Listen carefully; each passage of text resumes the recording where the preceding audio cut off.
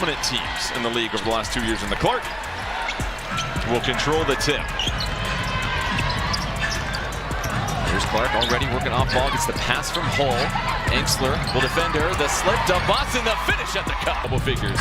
Hull from outside, her first miss against the Fire this season. Clark, offensive rebound, puts it in and sticks the jumper. Boston, the handoff to Clark. Clark corralled by two. Clark, another jumper off the heel, tapped alive by Boston. Clark in the paint. Retreats the dribble. Mitchell, what a cut, what a delivery from Clark. Clark, eyes down the floor, up ahead, Boston, great catch. The vision from Clark is into the rim, and Indiana sprints out to an 8-2 lead.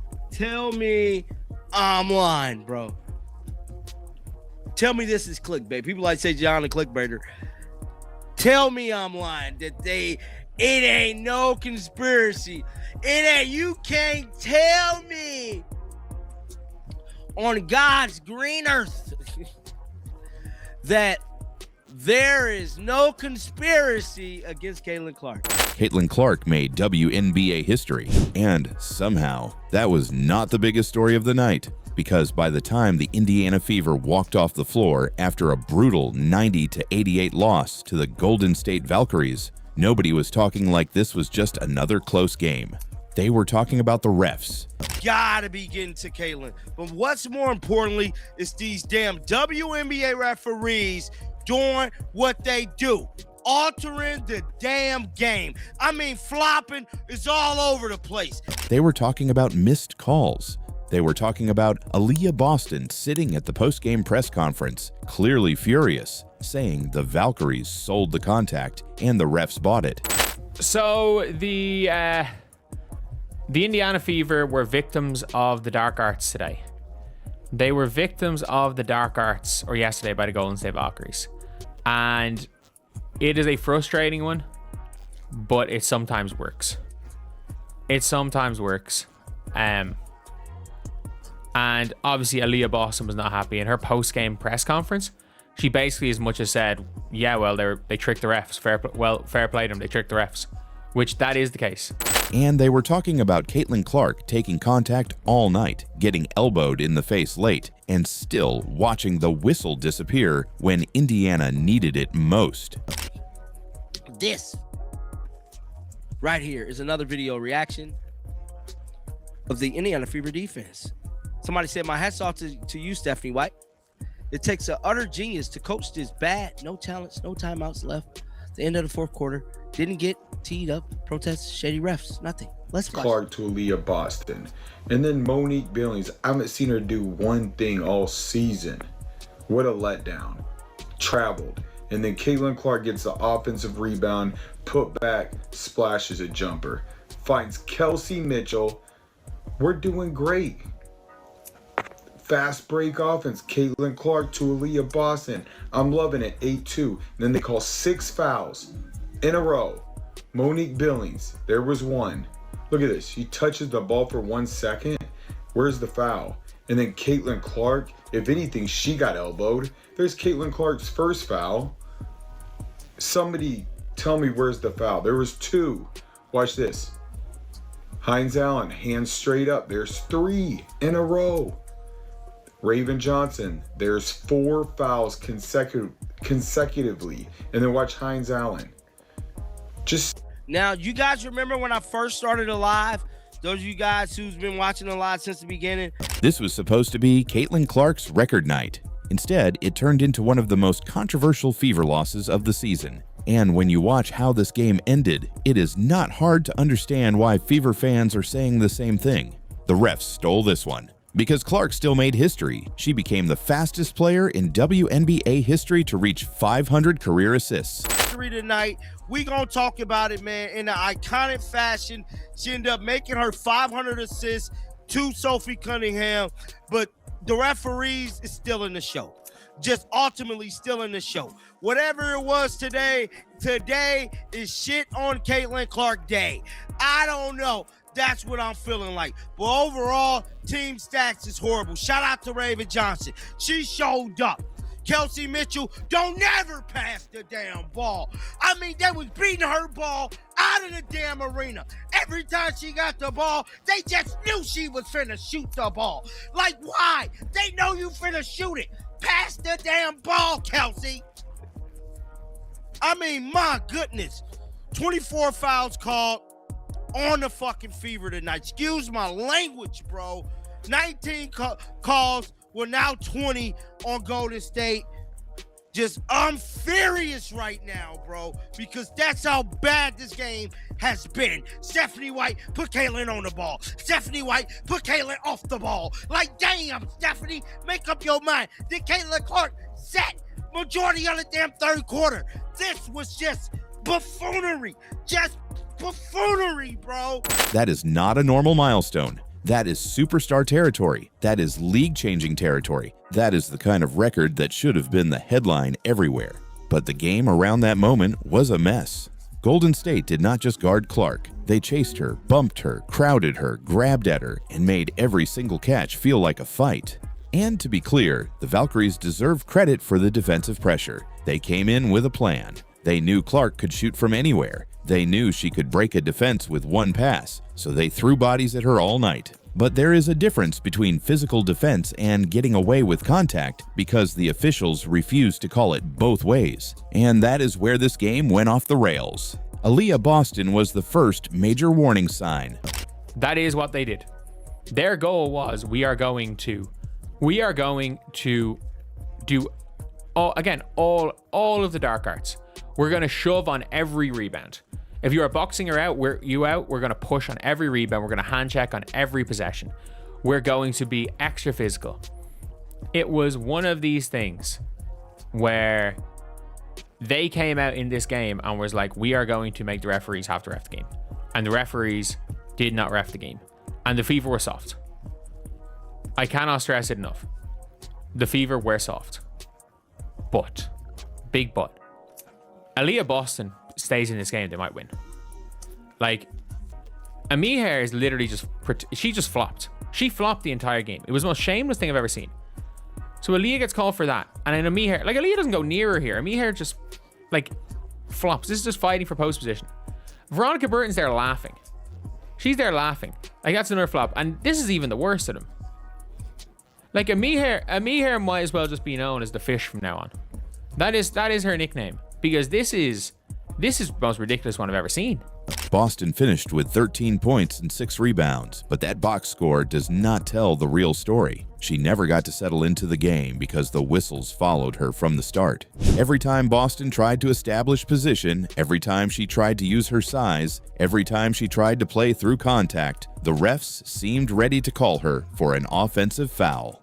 And after the game, Boston did not hide how she felt. She basically said it was hard to figure out how the refs were calling the game because defenders were getting charge calls when they were not even in legal position. Yeah, Aaliyah, you had those 2 early fouls and had to sit for most of the first half. How does that affect your flow and your team? Yeah, I mean, I wasn't even able to get into a flow. I mean, I played the second half. I think it's super hard to try and figure out and understand how the refs are calling it. I think it's super hard to get charge fouls when I don't think anyone's in legal position. I mean, shout out to the Valks. I mean, they did a great job selling it, and the refs bought it, to be honest, so good for them. That is not just frustration. That is a player saying the standard made no sense. And that mattered because Boston is one of the few players on Indiana's roster who can punish teams inside. When she is on the floor, defenders have to respect the paint. When she is stuck on the bench in foul trouble, everything becomes harder for Clark. Golden State knew that. Once Boston was limited, they could crowd Clark even more. They could pack the passing lanes. They could sit on Indiana's guards. They could make every possession feel rushed. And that is exactly what happened. Clark still fought through it. She finished with 16 points, 6 assists, 3 steals, and a perfect 8 for 8 from the free throw line. But the flow was gone. The rhythm was gone. The space was gone. And yet, despite all of that, Indiana still had a real chance to win. That is what makes the final minutes so painful, because this was not a blowout where fans are blaming the refs just to cope. This was a 2-point game. 2 points, One whistle changes everything. One correct call changes the entire ending. And the call everyone is talking about came late, when Veronica Burton made contact with Clark's face on an inbounds play. The Fever were right there. The game was still alive. The moment was huge. And Clark took contact high. That is the kind of play that should get reviewed seriously. 10 feet and Caitlin Clark would have probably got a turnover and a foul. And then they called this a foul on Caitlin after they just did 2 offensive fouls they didn't call. And then look at this. She slaps down on Hines Allen's arms. Look at that. Look at her right arm. You could clearly see her grab that right arm. Look at that. She was holding it and it flops up. Look at this late call. It took until Aaliyah Boston had the rebound for this stupid ref to call this thing a foul, which wasn't even a foul. This is crazy. And then Aaliyah Boston hits the 3 ball, and then Raven Johnson brings it within 2 with 4 minutes left. Kelsey Mitchell with the reverse layup, and we're in this ball game. Caitlin Clark comes in, splashes a 3. We're down by 1. Aaliyah Boston with like a fadeaway puts us up by 1. Like I said, Lexi Ho with the basket, and we got this. But then what did the refs do? Call another foul on nothing. Like, it's crazy. And then look at this. Lexi gets pushed in the back on the missed free throw. And they don't call that one either. And then Caitlin Clark, Fever down by 3, gets elbowed in the nose. So they get the ball back. Caitlin Clark finds Sophie Cunningham, who gets a basket. And we're back in this ball game. And we had a chance to tie it right here. And then one more chance to tie it. And Aaliyah Boston comes up. It was just a really tough loss. But we are not where we need to be yet. Probably played our worst game of the season. Refs were horrible.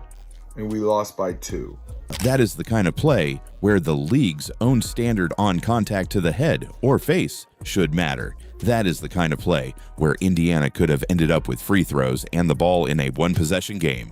Instead, nothing. No flagrant, no real punishment, no moment where the refs stepped in and protected the player who had been getting hit, grabbed, and pressured all night. And that is why fans exploded, because earlier in the same game, Caitlin Clark was hit with a flagrant for a screen. So when the officials can find a flagrant on Clark, but cannot find one when Clark takes contact to the face, people are obviously going to ask questions. And again, this is a flagrant foul. I actually don't care. I don't care what anyone says. You cannot elbow somebody in the face. It looked worse. Like, you cannot elbow somebody in the face. You can't. That is a flagrant foul. That is a flagrant. You cannot. It is an unlucky flagrant, but you cannot elbow somebody in the face. And you know if that was a Fever player, it would be called. Because she gets the first, Veronica Burton had already gotten Caitlin Clark. She had already fouled Caitlin Clark. Then Caitlin kind of steps into her and she gets her. You cannot do this. You cannot get someone an elbow to the face. There's no such thing as incidental elbows to the face. That is a flagrant or a technical foul or something.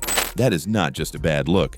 That is the exact kind of inconsistency that makes fans say the game looked rigged. And the Fever still almost survived it. Raven Johnson gave Indiana a massive lift off the bench. She scored 16 points on 7 of 10 shooting. And honestly, without her, this game probably gets away from Indiana much earlier. She brought pace. She brought energy. She attacked the defense. And on a night where so many of Indiana's main options looked stuck, Johnson looked fearless. Sophie Cunningham also gave the Fever important minutes and knocked down the shot that turned Clark's pass into the record-breaking assist. That should have been the moment. Clark to Cunningham, 500 career assists, fastest in WNBA history. A historic pass on a night where the Fever were fighting through everything. But instead of becoming the celebration, it became the setup for the outrage. Because Indiana still lost, and yes, Stephanie White deserves some heat too. The Fever's late-game offense was rough. There were possessions where Clark was not used enough. There were moments where Indiana seemed to forget that their best creator, their best shooter, and their biggest pressure point was standing right there. On one key late possession, Clark was open. The Fever went elsewhere. The result failed. That cannot happen. when Caitlin Clark has already made history, when the game is hanging by a thread, and when the defense is terrified of her, you have to make the other team deal with her. You cannot let the game end with your superstar watching the biggest moment happen away from her. So yes, coaching matters, execution matters, turnovers matter, but none of that erases the officiating. Because when Boston is removed from the game by questionable charge calls, Indiana's structure changes. When Clark gets hit and does not get the whistle, Indiana loses chances. When one team is allowed to be physical and the other team is punished for trying to match it, the entire game tilts. And that is why this loss feels bigger than one night. The Fever are not just trying to win random regular season games. They are trying to build around Caitlin Clark. They are trying to become a real contender. They are trying to prove this roster can survive when Clark does not have a superhuman game every single night. But how are they supposed to do that if the standard changes every time the game gets physical? How is Boston supposed to dominate inside if defenders can fall backwards and get rewarded? How is Clark supposed to keep rewriting history if opponents are allowed to wear her down off the ball, grab her, bump her, and then still escape the biggest calls late? That is the real story. Caitlin Clark made history. Aaliyah Boston called out the way the game was officiated. Indiana lost by 2, and the refs became the center of the whole conversation. The Valkyries got the win, but the Fever walked away feeling like something was taken from them. And honestly, after watching the way this game was called, it is hard to blame them. Because Clark's record night should have been remembered for greatness. Instead, it will be remembered for the whistle. So now the question is simple. Did the Fever lose this game, or did the refs take it from them? Drop your verdict in the comments. And if you're still watching, comment rigged record, so I know you saw the whole breakdown.